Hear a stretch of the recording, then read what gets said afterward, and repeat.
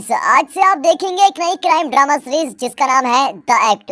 पहले पार्ट की शुरुआत जून 14, 2015 में होती है, जब लेसी नाम की एक लड़की 911 को कॉल करती है। वो बड़ी घबराई हुई है क्योंकि उसकी पड़ोसन डीडी के घर से उसे कोई रिस्पॉन्स नहीं मिल रहा है। ऊपर से डीडी ने अपने फेसबुक पेज पर कोई निराशाजनक पोस्ट भी डाला है। इतने में लेसी की मॉम मैल खिड़की से डीडी के घर के अंदर जाती है और वहाँ चेक करने लग जाती है, और इतने में ही पुलिस सायरन सुनाई पड़ने लग जाते हैं। कुछ ही देर में डिटेक्टिव्स अंदर पहुंचते हैं और देखते हैं कि मेन बेडरूम में उसकी लाश पड़ी हुई है और डीडी पर कई बार चाकू से भी वार किया गया है।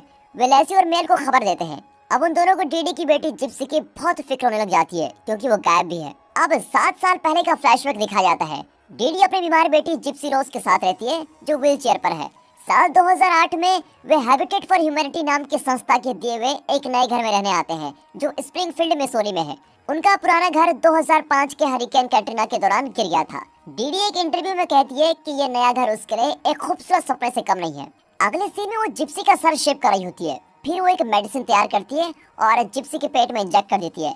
रात को जिप्सी को लोरी सुनाती है और उसको एक स्लीप मशीन पहना देती है। उसको सुलाकर वो खुद भी कुछ मेडिसिन लेती है जिनमें से एक का नाम है स्लीपी बेबी। अगले दिन उसकी पड़ोसन लेसी उससे मिलने आती है और कहती है कि मैं जिप्सी का मेकअप करूंगी। ना चाहते हुए भी डीडी उसको अलाउ कर देती है। अब लेसी और जिप्सी की दोस्ती होने लगती है। जिप्सी उसे बताती है कि बचपन में मेरे पापा मेरी चाल को देखकर चिढ़ाते थे, तब मेरे पास व्हील चेयर नहीं थी। डीडी उनकी सारी बातें सुन रही होती है। फिर लेसी के जाने के बाद वो जिप्सी को सारा मेकअप मिटाने पर मजबूर करती है।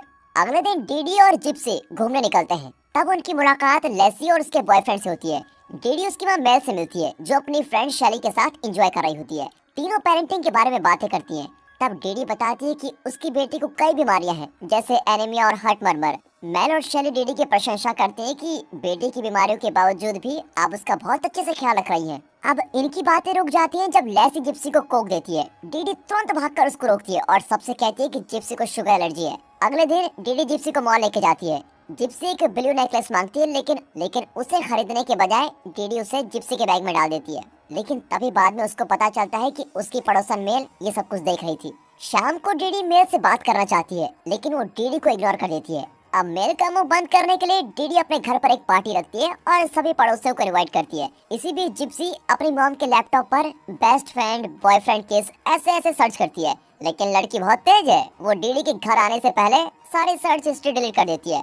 खैर, ऐसा तो हम सभी करते हैं। अगर आप नहीं करते तो कमेंट में जरूर बताइएगा दोस्तों, क्योंकि मुझे नहीं लगता कि इस जमाने में ऐसा कोई होगा जिसकी सर्च हिस्ट्री बहुत अच्छी होगी। खैर चलो मूवी में चलते हैं। अगले सीन में दिखाते हैं कि पार्टी हो रही है और सभी पड़ोसी खूब एंजॉय कर रहे हैं। डीडी सभी से बात करने लगती है। जिप्सी बड़े चाह से कपकेक खाने लगती है लेकिन डीडी तुरंत जाकर उसको एक इंजेक्शन लगा देती है। अब ये देखकर सभी चौंक जाते हैं, लेकिन उन्हें डीडी पर तरस आता है कि उसे अपनी बेटी का हर पल ख्याल रखना पड़ता है। अगले सीन में जिप्सी हॉस्पिटल में होती है। वो डॉक्टर को अपनी माँ से बात करते हुए भी सुन लेती है। डॉक्टर कहता है कि जिप्सी को शुगर एलर्जी बिल्कुल नहीं है। जब वे हॉस्पिटल से निकलते हैं तो मैर डीडी का पर्स देने आती है जो उसने पार्टी के बीच छोड़ दिया था। डीडी उसको थैंक करती है और कहती है, मैं नहीं चाहती कि मेरे बुरे पास्ट की वजह से कोई मुझे जज करे। इस पर मैल कहती है कि मैं खुद ऐसे बुरे पास्ट की शिकार हूँ, इसलिए तुम्हारा दर्द समझ सकती हूँ, और इस तरह दोनों में सुलह हो जाती है। उस रात डीडी रोज की तरह जिप्सी को स्लीप मशीन पहनाकर सुला देती है। फिर वो कुछ चेक्स निकालती है जिन पर क्लाउडिन बेंचार्ड का नाम लिखा होता है और लगता है ये शायद डीडी का असली नाम है। फिर वो अपनी बेटी के पास ही सो जाती है और फिर उसकी माँ के सोते ही जिप्सी अपनी मशीन उठाकर बेड से उतरती है और इस पल तक जो व्हील चेयर पर थी वो अपने पैरों पर खड़ी होती है और आहिस्ता आहिस्ता कमरे से बाहर जाती है। यह है दोस्तों पहला ट्विस्ट। वो किचन में जाकर व्हिप्ड क्रीम खाने लगती है और अपना इंजेक्शन भी तैयार करती है, लेकिन व्हिप्ड क्रीम खाने के बाद भी उसे कुछ नहीं होता। तब उसे पता चलता है कि उसे कोई शुगर एलर्जी नहीं है और उसकी माँ ने आज तक उससे झूठ बोला है। जब वो कमरे में लौटती है तो अपनी माँ को देखकर चौंक जाती है। फिर डीडी उसको चुपचाप सोने को कहती है। इस तरह एक रात जिप्सी लैपटॉप पर मेकअप वीडियोस देखने लगती है और साथ साथ फ्रॉस्टिंग खाकर कोका कोला भी पीती है। तभी उसके दांत में दर्द होने लगता है वो चुपके चुपके बहुत शुगर खाने लगी थी। अगले दिन डीडी जिप्सी को जगाकर कहती है कि तुम्हें हमारी कम्युनिटी का चाइल्ड ऑफ द ईयर चुना गया है। अब डीडी इस बात पर बहुत एक्साइटेड होती है। जिप्सी के दांतों की हालत देखकर डीडी सोचती है कि उसे दांतों की भी कोई बीमारी हो सकती है। अब वो जिप्सी को डॉक्टर हार्ली नाम के एक पेडियाट्रिशियन के पास लेके जाती है। डीडी डॉक्टर को बताती है कि शायद जिप्सी को फिर से एसिड रिफ्लक्स हो गया है जिसकी वजह से उसके दांत खराब हो रहे हैं। फिर डॉक्टर हार्ली एक गैस्ट्रोएंटरोलॉजिस्ट को बुलाता है जिसका नाम है डॉक्टर चंद्रा। इसी बीच डीडी काउंटर से डॉक्टर का प्रिस्क्रिप्शन पैड चुरा लेती है।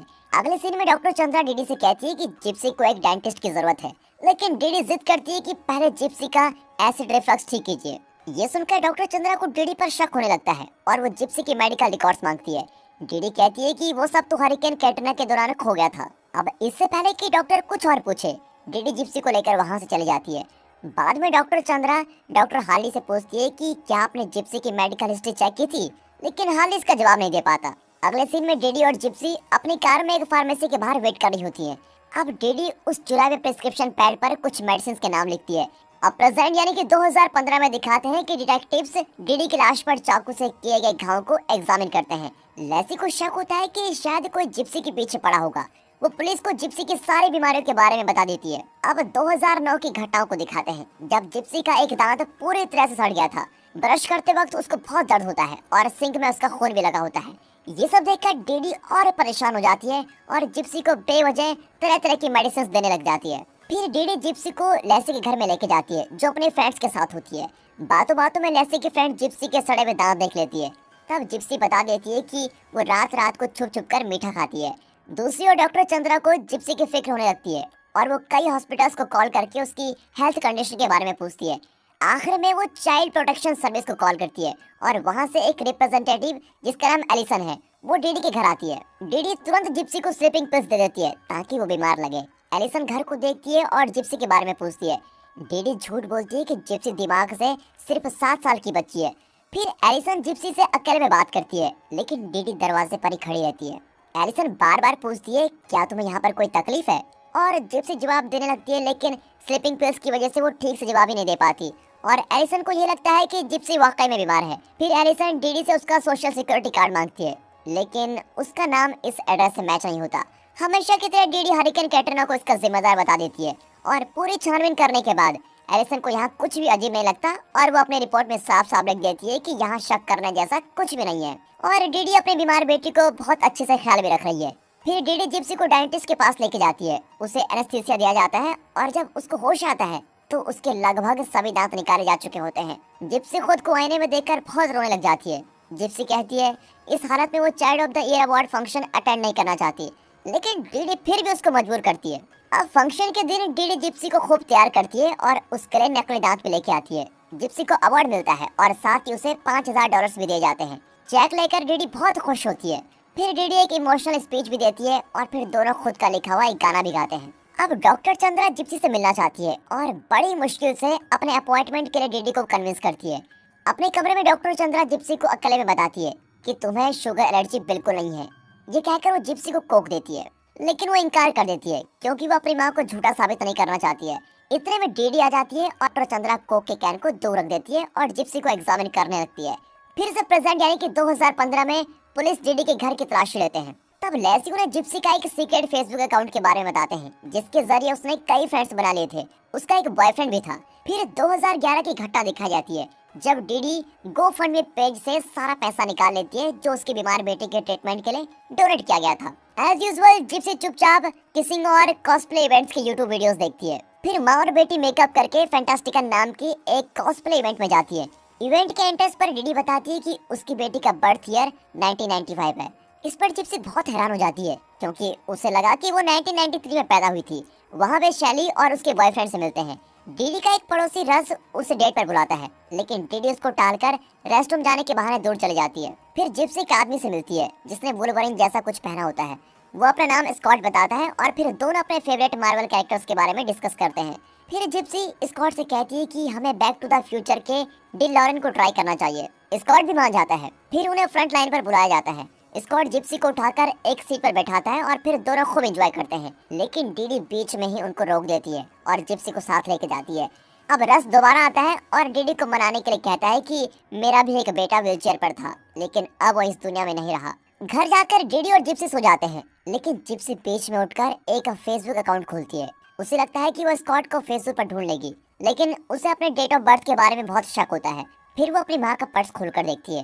वो ये जानकर चौंक जाती है कि वो असल में 1991 में पैदा हुई थी, मतलब अब वो 19 साल की है। अब उसे अपनी माँ पर बहुत गुस्सा आता है और वो पर्स से थोड़ा कैश भी चुरा लेती है। अगले दिन एक स्टेशन में जिप्सी अपने लिए एक सेलफोन खरीदती है और अगले सीन में रस डैडी को कॉल करता है। डैडी पूछती है कि तुम्हें मेरा नंबर कैसे मिला। इसी बीच जिप्सी अपने फोन से स्कॉट से बात करने लगती है।